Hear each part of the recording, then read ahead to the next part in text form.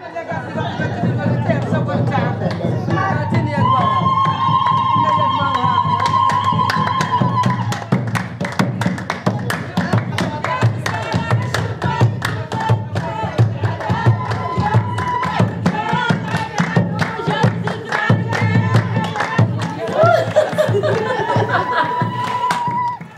tout ce qu'on veut, que notre fils se marie avec quelqu'un qu'il aime et quelqu'un qui est bien lui-même.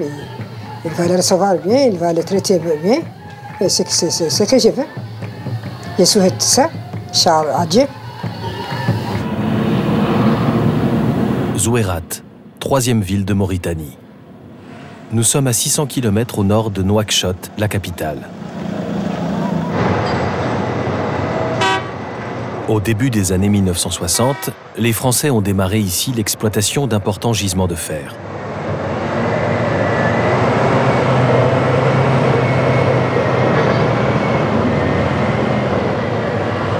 Peu après l'indépendance du pays, la mine est nationalisée. Aujourd'hui, elle est exploitée par la SNIM, Société nationale industrielle et minière de Mauritanie, le plus gros employeur du pays.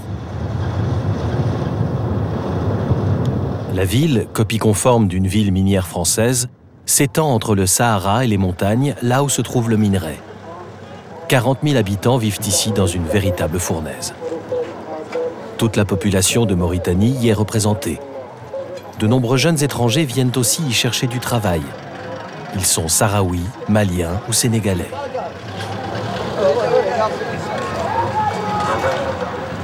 La famille de Lala, une famille d'anciens tributaires, habite près de l'école numéro 6, à l'écart du centre-ville. C'est ma maison. Il y a beaucoup de monde, il y a mes enfants, il y a les enfants de ma sœur que j'ai élevé avec moi. Leur mère est décédée. Mercredi après-midi, veille du mariage. J'ai beaucoup de monde chez moi. Et ton mari? Il est décédé depuis 1999. Il nous a laissés, c'est nous qui sommes là dans notre maison. Et tout le monde qui sont là. Le reste de la famille, je l'ai nourri avec mes enfants. Tout le reste, c'est avec moi. Je l'ai en charge. Et je travaille dans une boutique de commerce avec quelqu'un. Je travaille avec lui, il me paye de l'argent pour nourrir mes enfants. Radijetou nous a largement ouvert sa maison. Toute la famille y a consenti plus ou moins de bonne grâce.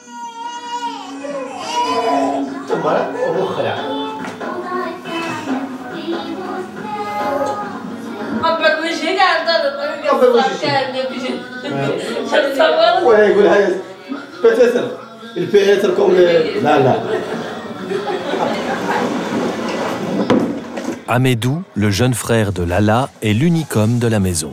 Des amis de la famille et des voisines l'ont rejoint pour préparer la fête.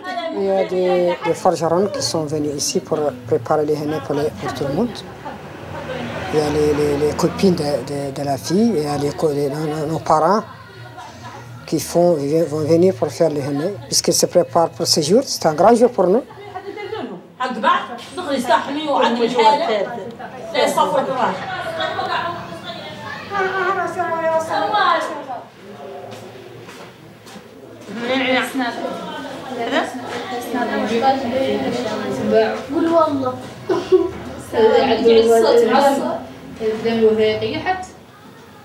La nuit est tombée depuis longtemps, alors Radijetou règle encore quelques détails.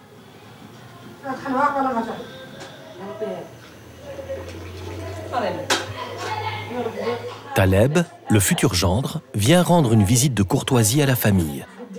Veuf, âgé de 35 ans, il est le père d'un petit garçon.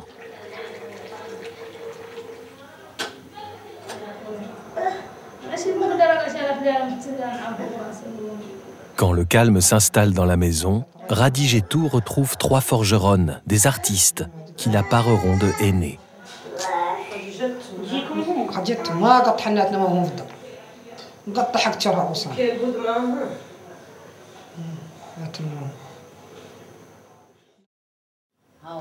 Le lendemain matin, jour du mariage.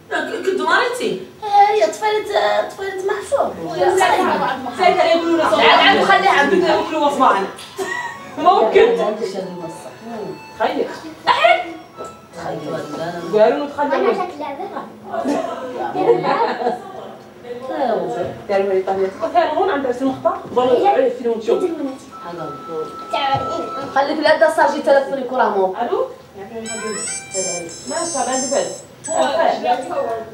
كنت انا تلفنك ما شاء الله عليك خلي عليك موجوده قولوا ياك اللي مدقوا عينهم. C'est un jour important pour nous puisque si l'une de notre fille veut se marier, il y a tout le monde qui vont venir vers 2 heures pour faire le tam-tam. Il y a tout qui va commencer vers 2 heures et 3 heures jusqu'à la nuit, Inch'Allah.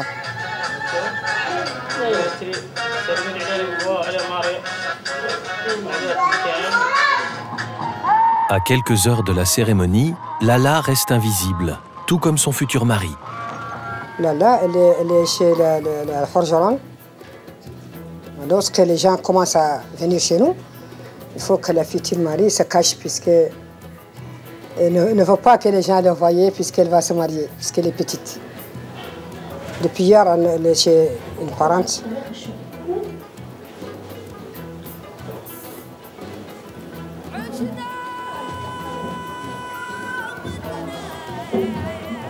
Lala, à peine 20 ans, est la cadette des filles de Khadijetou. Dès l'annonce officielle de son mariage, Lala se voile le visage pour échapper au regard des hommes.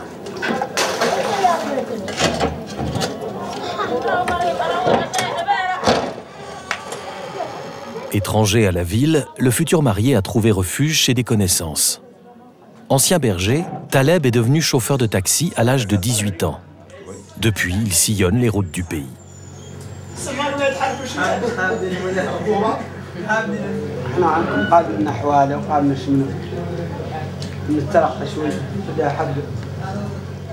C'est ici qu'il reçoit ses amis, chauffeurs pour la plupart.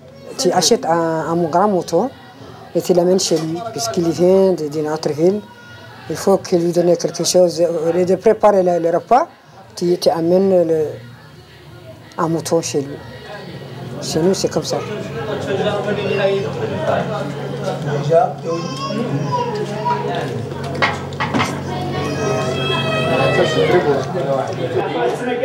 Il n'est pas mon fils, il n'est pas mon cousin, mais il est de notre tribu. J'étais toujours son correspondant et son assesseur parce que je faisais la liaison entre la famille de la future femme et lui. J'ai participé à son mariage. En premier lieu, c'était sur la demande de l'intéressé. Sa tribu se trouve à Kifa, à la Saba, donc ici ils sont minimes. Donc il faut quelqu'un qui au moins le représente. Amies ou parentes, toutes ces femmes sont venues prêter leur concours à la confection de la parure de Lala.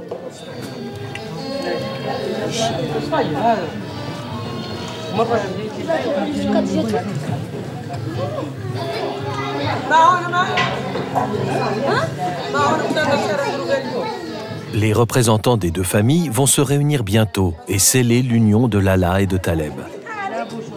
Avant cet accord, les jeunes gens et les jeunes filles de Mauritanie ne peuvent en aucun cas vivre ensemble. C'est complètement interdit chez nous. Interdit chez nous qu'un jeune et qu'une jeune vivent ensemble sans un accord. Dès qu'il y a un accord, ils peuvent partir là où ils veulent. Mais sans accord, ils ne peuvent pas ni coucher ensemble, ni partir ensemble, ni voir n'importe qui ensemble. C'est pas possible. Ils arrivent. Ils arrivent le restant. Ils arrivent. Les gens qui vont venir ici pour faire l'attachement. L'imam, il va lire du Coran, il va faire ce qu'on a uniquement pour débuter le mariage. C'est une habitude chez nous. L'imam vient avec les deux parents de la fille, parents de l'homme, et c'est lui qui fait ça. Habituellement, l'accord se négocie entre hommes. Les parents de l'homme viennent voir les parents de la femme. Ils sont là, ils se saluent, ils prennent du thé, ils prennent du tout, mais ils commencent à dialoguer pour pouvoir faire l'accord un accord que tout le monde doit au moins respecter. Lala étant orpheline de père, sa mère et des parentes se chargent de défendre ses intérêts. Cet homme, on peut dire que c'est le porte-parole, l'écrivain de cette note. Il faut qu'il la lise devant n'importe qui pour faire entendre à l'ensemble. La discussion peut être parfois tendue.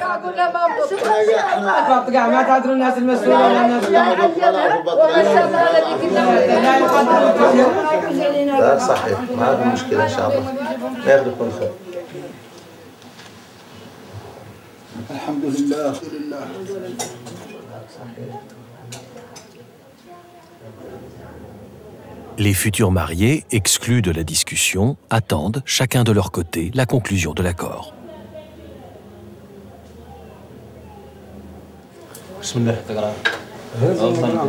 L'imam, il a lu la sourate. En premier lieu, il faut au moins lire la Fatiha. Quand tu lis la Fatiha, tu fais le reste. يشهد علي يا ملائكة الرحمن ويا من حضر من المسلمين أنني زوجت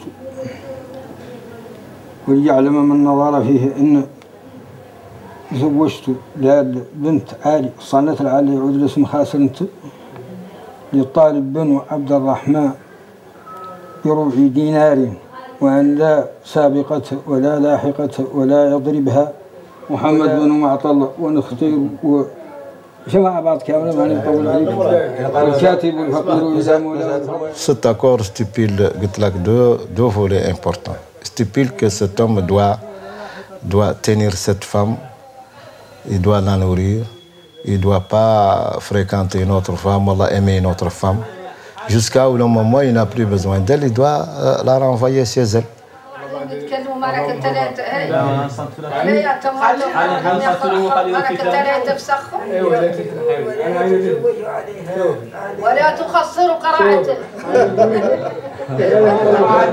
Excédé, l'imam coupe court aux discussions. Khadijetou peut enfin annoncer le mariage de sa cadette.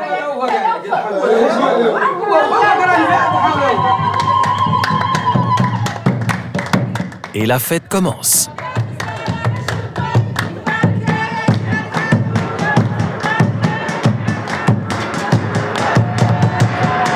Alors que les femmes manifestent leur joie, l'accord est scellé par la remise de la dot à la famille de Lala.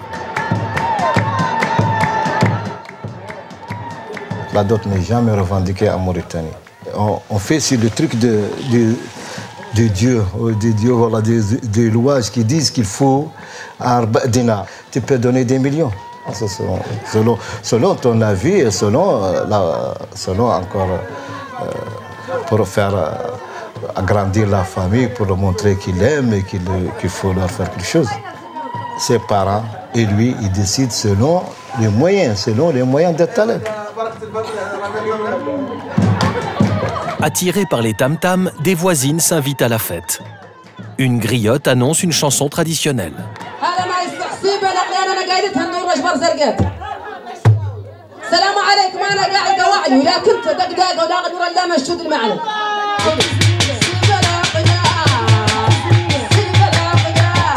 Tout au long de la fête, les femmes lanceront quelque argent à la griotte pour son tour de chant.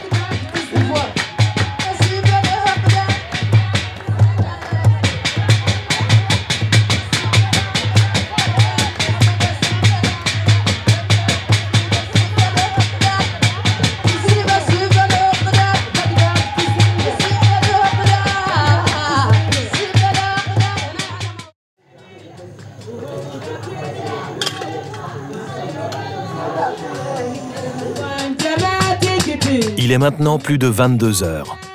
La fête réunit encore un nombre impressionnant de femmes du quartier et les griottes se succèdent au micro. Une femme réclame une chanson dédiée traditionnellement à la récolte de fonds contribuant à rembourser l'achat de la parure de Lala.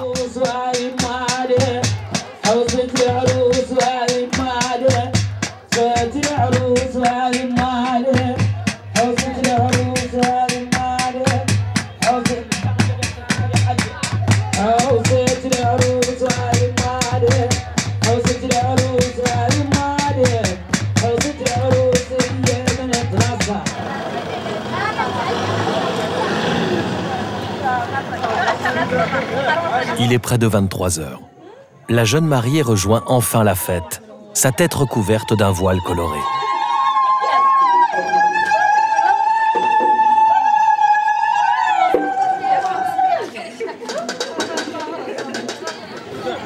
Taleb patientera devant la maison avant d'emmener Lala dans un petit studio loué en ville.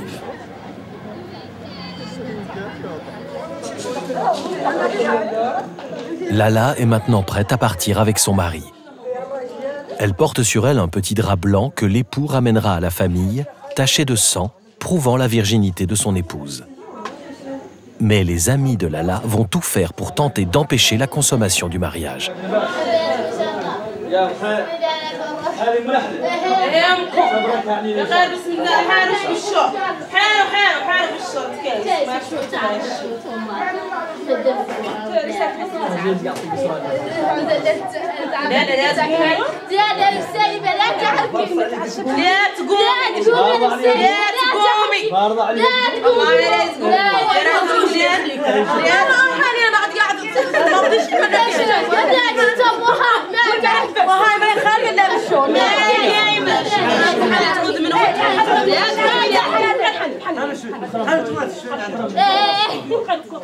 السلام عليكم. طلعت ما خايف من هذا. طيب لا تحركي يا السيدي من الشقه صحتوا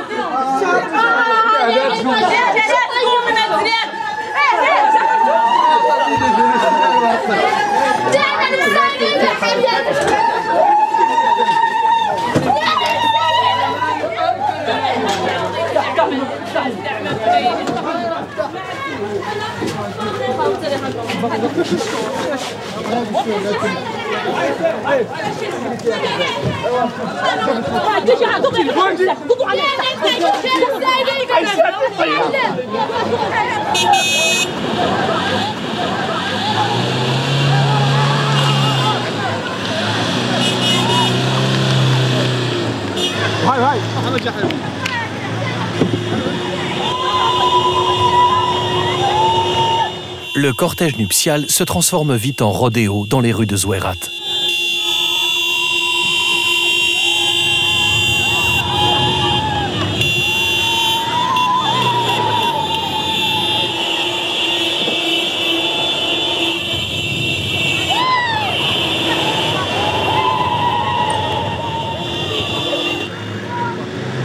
Puis soudain, c'est la débandade. Un autre? Oui, c'est pas le mariage. T'es sûr?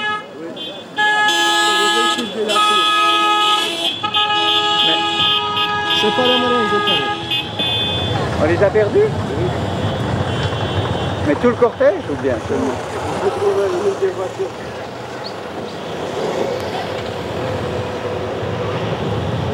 Oui, mais يوضعك.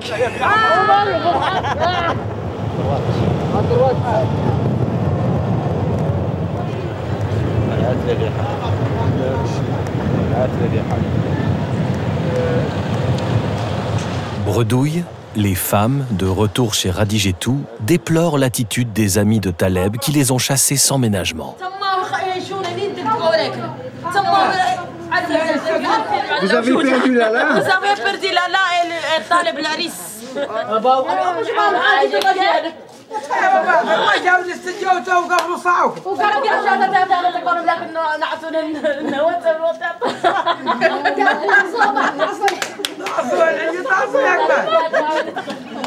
Déjà, elles se prennent à rêver de vengeance.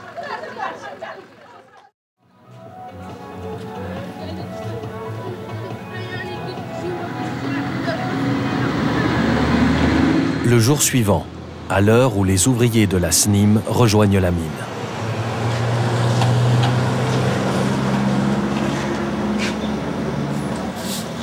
Toute la maisonnée se prépare à accueillir les mariés et leurs amis pour une seconde journée de fête.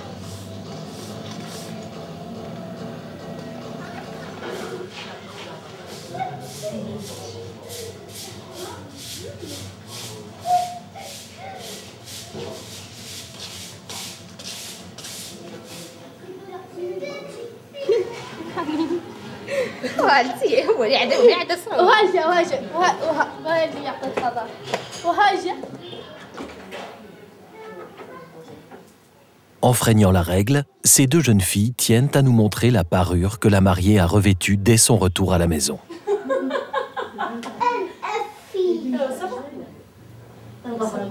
En principe, une jeune fille qui se marie pour la première fois, c'est une jeune fille vierge ici en Bretagne. Oui, vierge, oui. Oui. Et ça, pour les hommes, c'est important.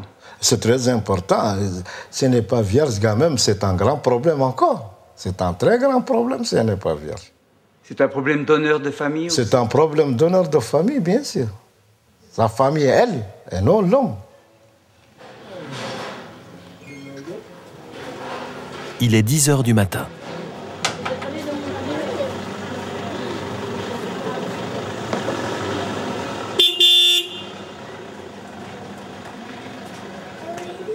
Lala, cachée sous son voile, assiste discrètement au retour des amis de Taleb.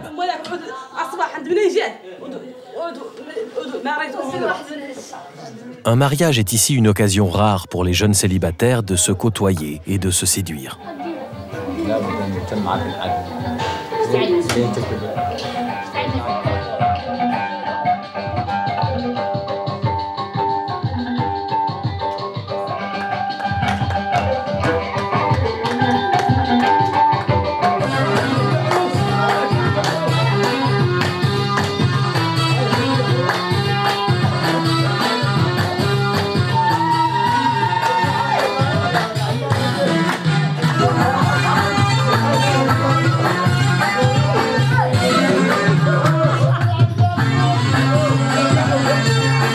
Jouant de leur charme, les filles cherchent à détourner l'attention des amis de Taleb, chargés en son absence de surveiller Lala.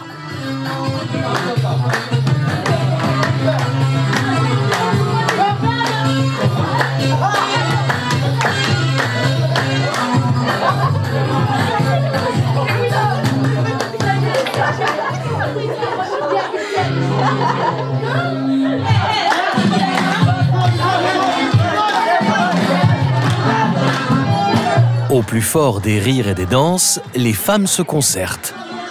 La vengeance se prépare.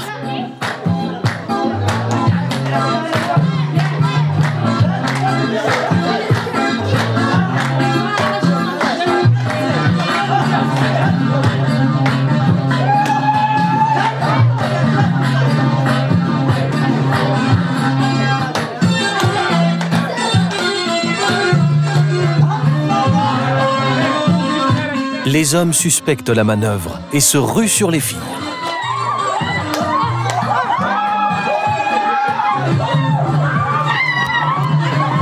Lala, cherchant à fuir, est emmenée par ses amis.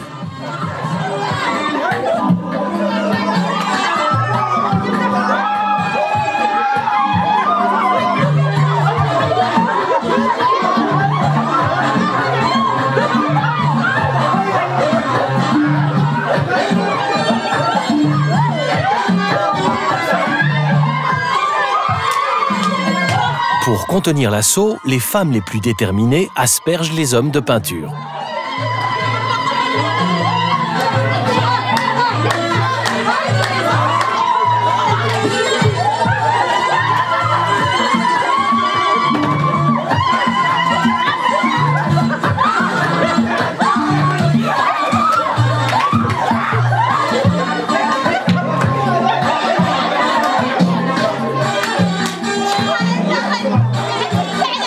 La mariée a réussi à s'échapper. Les femmes ont gagné la bataille.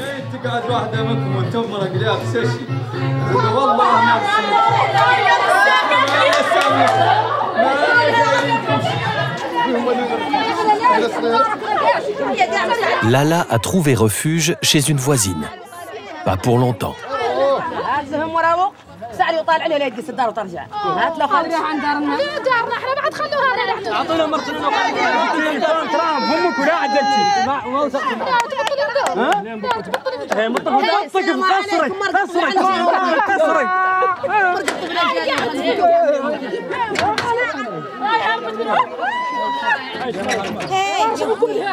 داخل حبس هو مرقيها جاي هو مرقيها انا جاي انت جيبوها لنا مرقيها جاي ها عليها تحن عليها تحن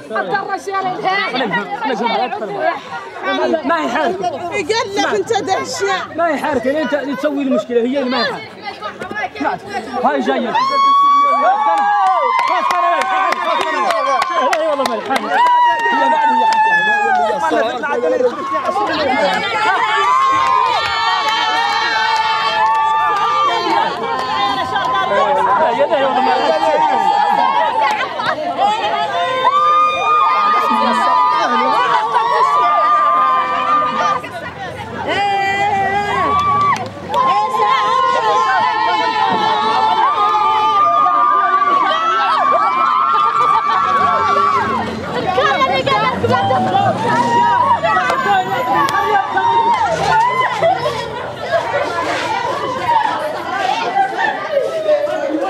De retour au salon, les discussions se font vives, chacun revendiquant la victoire.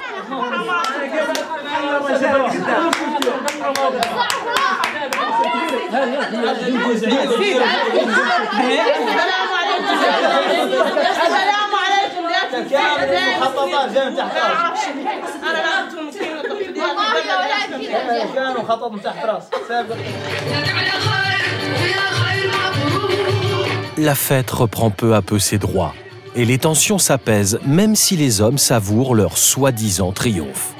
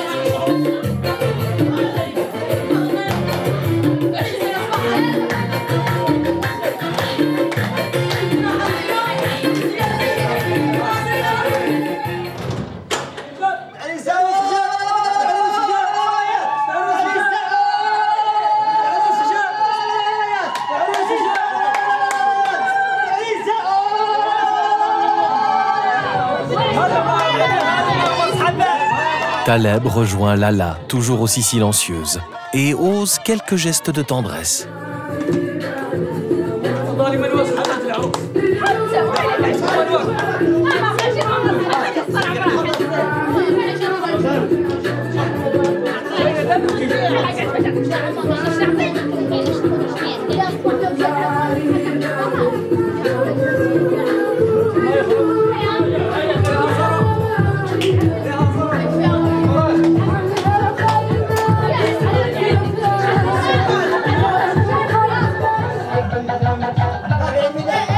Une fois de plus, Radijetou nourrit toute l'assemblée.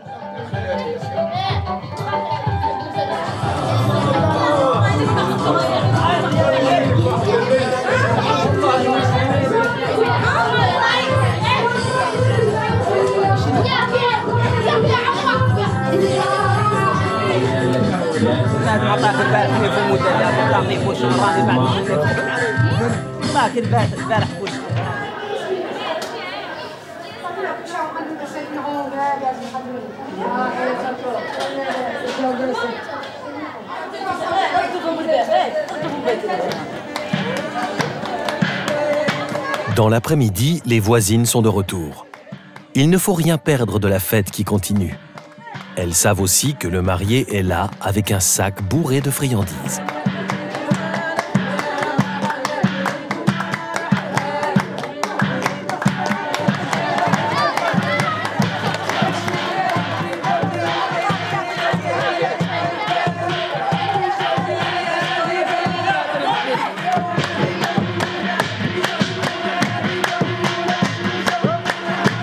La distribution à peine terminée, les danses reprennent.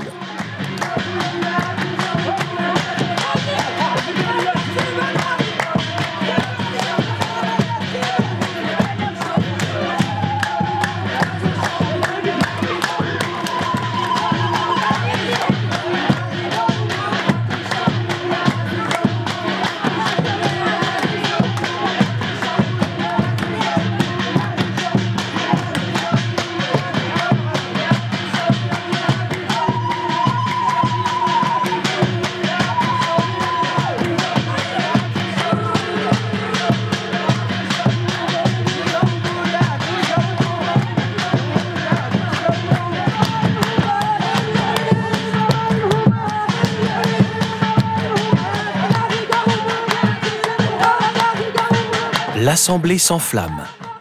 Présentée comme une sorcière, une femme entame une danse ridiculisant les attributs masculins et l'acte sexuel.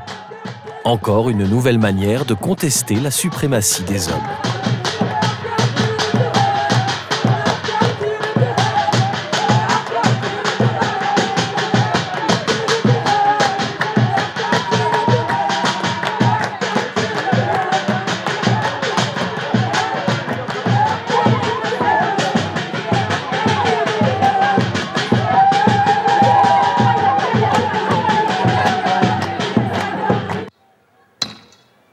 Ailleurs en ville, les amis de Taleb aménagent le terrain où le marié recevra ses invités et les gens du quartier.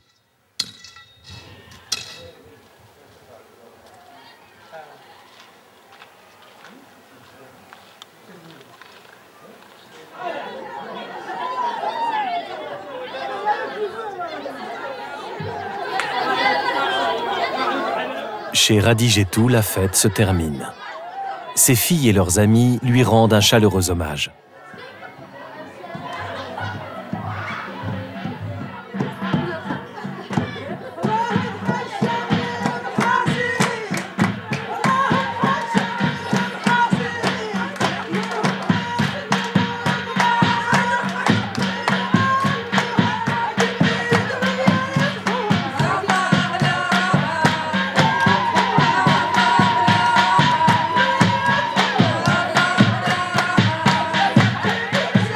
Toi-même, tu te souviens de ton mariage?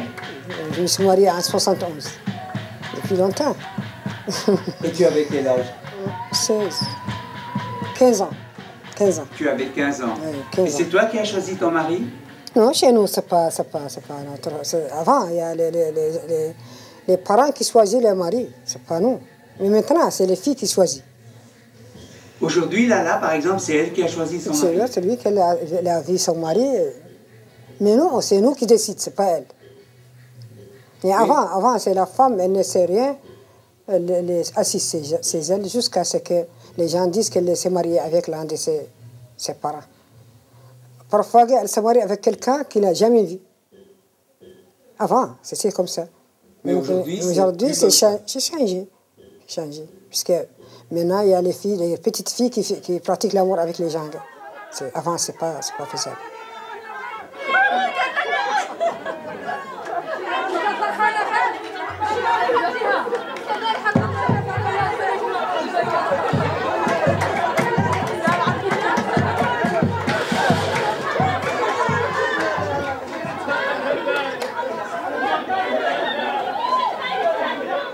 Aujourd'hui, est-ce qu'une maman qui voit sa cadette d'une vingtaine d'années partir, se marier, quel conseil est-ce que tu lui donnes?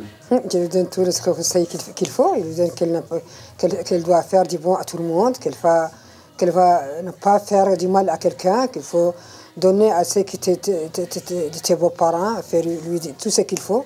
Tous les conseils, on les donne pour elle.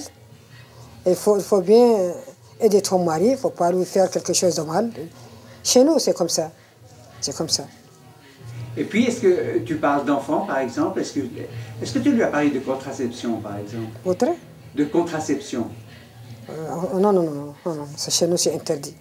C'est entre lui et son mari. La contraception, c'est elle qui décide ou non, c'est pas nous. On n'entre pas dans ces choses comme ça. C'est interdit. Si quelqu'un donne sa fille à quelqu'un, elle est avec lui, c'est eux qui choisissent leur vie, c'est pas nous.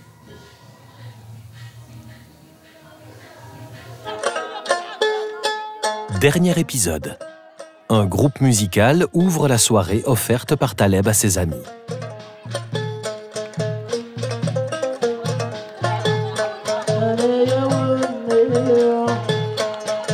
De nombreux enfants et jeunes du quartier ont rejoint l'assemblée. Les fêtes du mariage sont très prisées par les Mauritaniens. Il est plus de 10 heures du soir. Lala, épuisée, a besoin d'aide pour rejoindre la place.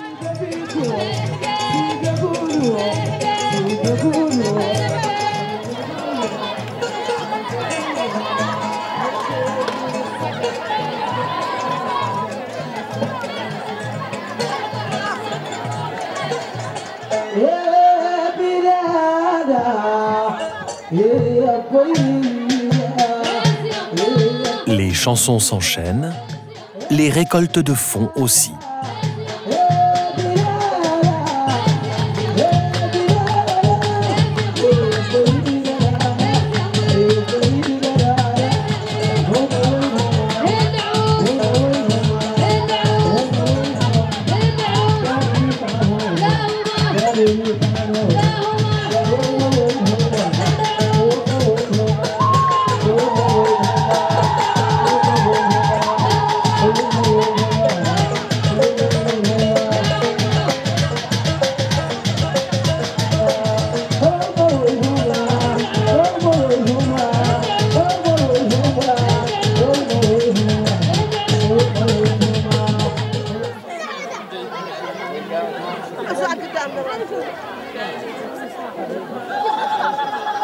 Il est près de minuit.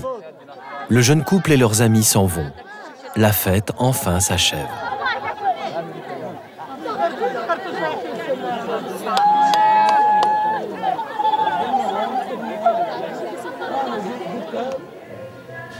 Dans la nuit, Taleb accepte de nous présenter sa jeune épouse pour qu'enfin, en dehors des conventions, nous puissions admirer son visage.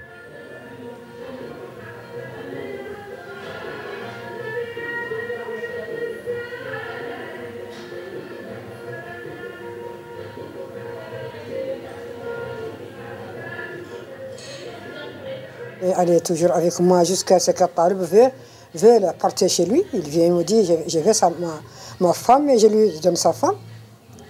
Il prépare tout, ses bagages, et je l'amène avec elle. S'il veut sa femme, il la prend. S'il ne veut pas, il laisse sa femme ici. Il vient parfois la visiter. Il vient parfois, s'il a du temps, il vient passer ça avec elle. Jusqu'à ce qu'il veut prendre sa femme avec lui. Taleb a repris la route.